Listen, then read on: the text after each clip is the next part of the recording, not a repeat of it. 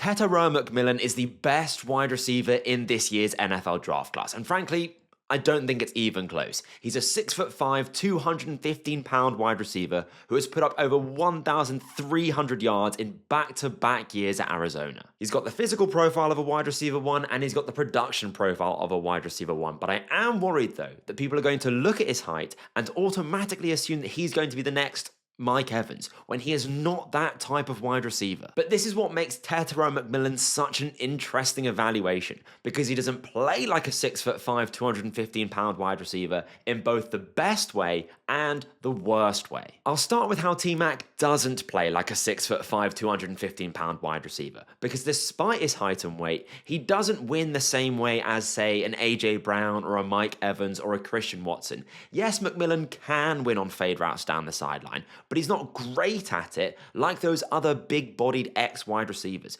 because McMillan doesn't tend to use his height or his weight to outmuscle or box out defensive backs. In this game against Utah, the defensive backs were very physical. They lined up in press coverage and tried to jam McMillan at the line of scrimmage, and honestly, he kind of struggled. He only had 50 yards from 6 receptions in this game. The physicality was really throwing him off, and for someone his size, I was surprised at how much bother the lighter, smaller, but more physical defensive backs were giving him. This play versus Texas Tech really hammered the point home to me that McMillan isn't going to win how a 6'5", 215-pound wide receiver would usually win. Here, McMillan is on the backside of trips, meaning there are 3 receivers to the left, and McMillan is isolated one-on-one against the corner who's lined up in press coverage. This is a great look on paper. Arizona have their best player in one-on-one coverage with a height and weight advantage. McMillan doesn't use any sort of release at the line to threaten the corners inside. Instead, he just runs straight down the sideline, which the corner easily covers, and then when McMillan reaches the end zone, he tries to slam on the brakes, but the corner is all over him. At this point, McMillan needs to use his height and weight to box out the defender, like a basketball player, but he just can't. Noah Fafita cannot throw this ball in good conscience, so he has to scramble. You can see from the end zone angle how Fafita was fully ready to throw this ball to McMillan if there was an inch of separation, even if it was a 50-50. But McMillan lost the rep almost at the release and definitely lost the physicality battle. You can see the same thing here again, this time against Utah. McMillan is lined up on the outside versus press man coverage, and he just doesn't use any sort of release to threaten the corners inside. And as a result, the corner gets hands on him and stays in his hip pocket throughout the whole route. Not only does he push McMillan to the sidelines, instantly shrinking the space his quarterback is throwing into, but he gets manhandled the whole way. Is this PI?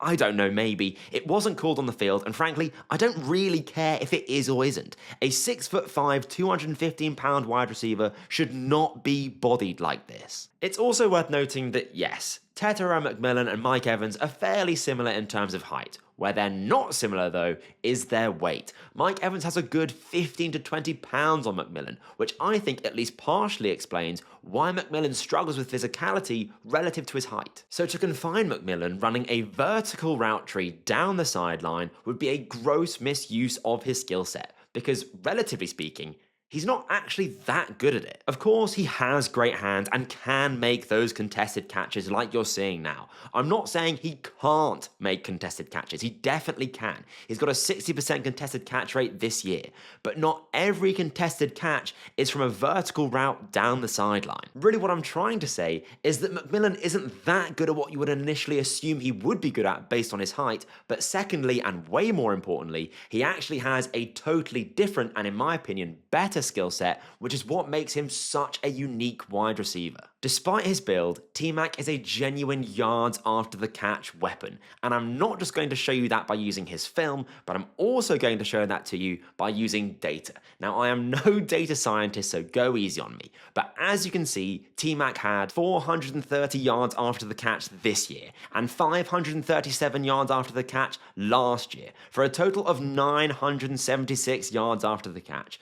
You can see how that stacks up against other first and second round wide receivers in the last couple of years. What I want to point out, though, is that Tetairoa McMillan is only just behind Malik Neighbors, a yards after the catch monster for career total yards after the catch. And let it be known that of the 5 receivers ahead of McMillan, only Rice and Neighbors are 6 foot or slightly above. T-Mac is being a yak threat 4 inches taller and 10 pounds heavier. And let it also be noted that Rice and Flowers benefit from having that 4th year, which T-Mac doesn't. And if you thought that one graph wasn't enough, well, it's your lucky day, because here is T-Mac's missed tackles forced compared to those same wide receivers. And don't worry, this is the last graph I have. But as you can very clearly see, McMillan is a yards after the catch and tackle breaking monster, almost literally at 6'5", 215 pounds. Here T-Mac is on the outside of a bunch and is running a delayed slant underneath. He catches the ball, but rather than continuing to the sidelines,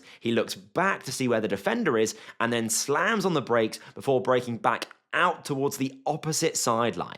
And at this point, it's basically just a kick return. He makes the safety look like someone who's just been called up from the JV team before racing to the end zone where he's tackled just short. Here he's lined up in the slot and he runs an in and catches the ball in stride. But again, rather than heading straight for the sideline to pick up 5 or so extra yards, he hits the brakes, cuts back inside, and is again heading for the end zone. He starts randomly pushing buttons on his controller at this point, even hitting a hurdle before being brought down just shy of the end zone. But as you can see, as soon as the ball hits his hands, he flips on that yak mode and starts looking for extra yards. And it's not just on those deep and intermediate routes. Even on this slant route against press coverage, McMillan is consistently seeking for extra yards, stiff-arming defenders, trying to turn just a 5-yard gain into a 10-yard one. So we shouldn't be calling him T-Mac, we should be calling him T-Yak. Yeah, God, that was not a good joke, but I'll leave it in. Not only is McMillan a good yak threat, but he's also a surprisingly good route runner for his size. He's not going to have these ridiculously sharp cuts like a Malik Neighbors or a Devontae Adams, but he is an incredibly smooth mover, which really works for a man his size. Here McMillan is lined up out wide against press coverage, and during the stem of his route, he ever so slightly leans into the defensive back before smoothly breaking out, keeping his speed up, which creates the initial separation, and then you see him going into yak mode again and breaking tackles. Here he's attacking the defensive back's blind spot before breaking down and catching the ball before again turning upfield. On this play here, McMillan is running a whip route, basically a slant which breaks back out, and it's usually run by receivers like Julian Edelman or Jordan Addison, not by someone of McMillan's stature because you need agility, but he gets in and out of his breaks pretty good here, even for a guy his size. McMillan's smooth and fluid route running really turns up on double moves. McMillan is running an out and up here, and he's not going to cut on a dime, but I think for his height and build, he moves damn well. He's basically gliding. It's this yards after the catch ability paired with his smooth and fluid route running which makes McMillan a threat to score at all 3 levels of the field. He can win in the short area with routes like slants, he can win in the intermediate with ins, and he can win in the deep area of the field with posts. Oh, and I know I said he doesn't usually win with his height, but if you do want McMillan to use that height in the red zone, he definitely can, because here he catches a one-hander against none other than Travis Hunter. So here's my proposal. I would not give Tetairoa McMillan the Mike Evans usage, as I already outlined, those vertical routes down the sideline.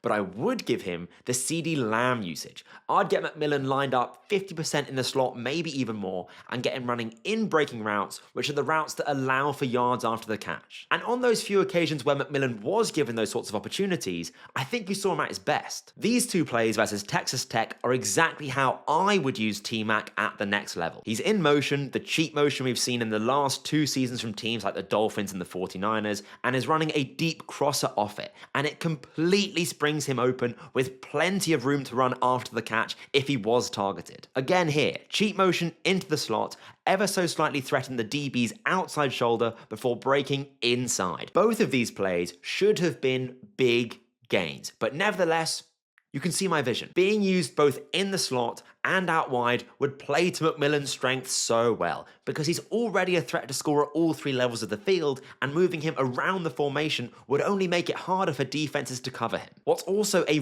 really underrated part of McMillan's game is how he's always going to help his quarterback out. Watching him and Noah Fafita, his high school quarterback, play together gave me Mahomes and Kelsey vibes, 2 players that are just totally on the same page. McMillan was always, and I mean always, finding ways to help his quarterback out. whether that's working back to the ball or finding the soft spots in between zones off script like you see here. McMillan was always doing something to make the life of his quarterback easier, and that is something that is definitely going to translate to the next level. So clearly Tetairoa McMillan is going to be my number one wide receiver in this year's draft class. That much is absolutely certain. But that doesn't necessarily help you, the viewers, understand where he would stack up against other wide receivers. So to use last year's draft class, for example, I'd put him around the same level as Rome Odunze, who I absolutely loved. I would still have Marvin Harrison Jr. and Malik Neighbors over those two guys. I just really value what Neighbors can do in his own separation ability, and Marvin Harrison Jr. was just the prototypical big-bodied wide receiver. But I think Tetairoa McMillan gives you a really unique blend of size and yards after the catch ability, which is honestly really rare. I would definitely draft McMillan as high as 4 to the Patriots, honestly even 3 to the Giants if they don't get their hands on a quarterback, which I know is unlikely, but I would be absolutely floored if T-Mac made it outside the top 10, because I see him being a potential wide receiver 1 and a potential game changer for whatever team decides to draft him. But what do you guys think about Tetairoa McMillan? Let me know in the comments down below, and make sure you subscribe for more draft content.